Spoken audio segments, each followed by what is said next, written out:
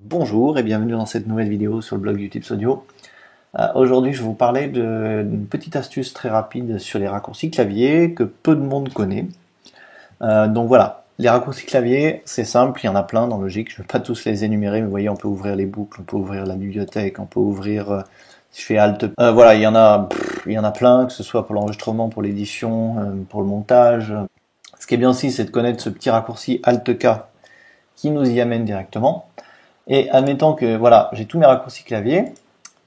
Donc ce qu'il faut déjà, c'est sélectionner la langue de vos raccourcis. Ça c'est très important, hein, suivant dans quelle langue est configuré votre Mac.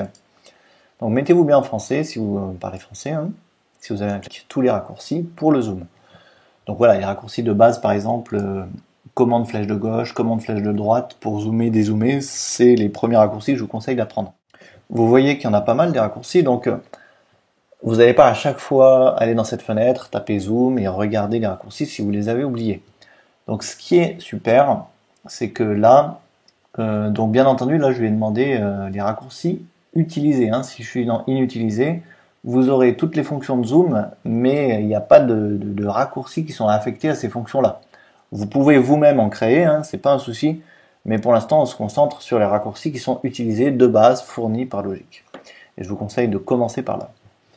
Donc voilà, si je veux mémoriser tout ça, je vais ici, je vais aller copier les raccourcis dans le presse-papier. D'accord? Alors, qu'est-ce que le presse-papier? Ça veut dire qu'il met tout dans la RAM. Il me suffit maintenant de faire commande V et j'ai tous mes raccourcis de zoom de Logic. Donc là, je peux mettre raccourci zoom Logic Pro 10, hop. Voilà, vous pouvez l'imprimer, vous pouvez le mettre, pas forcément l'imprimer, le mettre sur un iPad, un iPhone, un téléphone. Après, si vous voulez vraiment avoir tous les raccourcis de Logic, vous pouvez faire strictement la même chose. Hein. Vous enlevez le champ de recherche Zoom. Ici, je vais laisser sur Utiliser. Et là, j'ai vraiment tous les raccourcis qui sont affectés de base dans Logic. Il y en a beaucoup, en même temps, pas non plus tant que ça.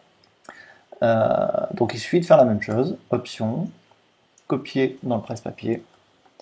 Là, je vais dans Texte Edit, donc je vais supprimer ce que j'ai fait. Commande V, et hop, et là j'ai carrément tous les raccourcis de Logic sous la main dans un document. Donc c'est très pratique.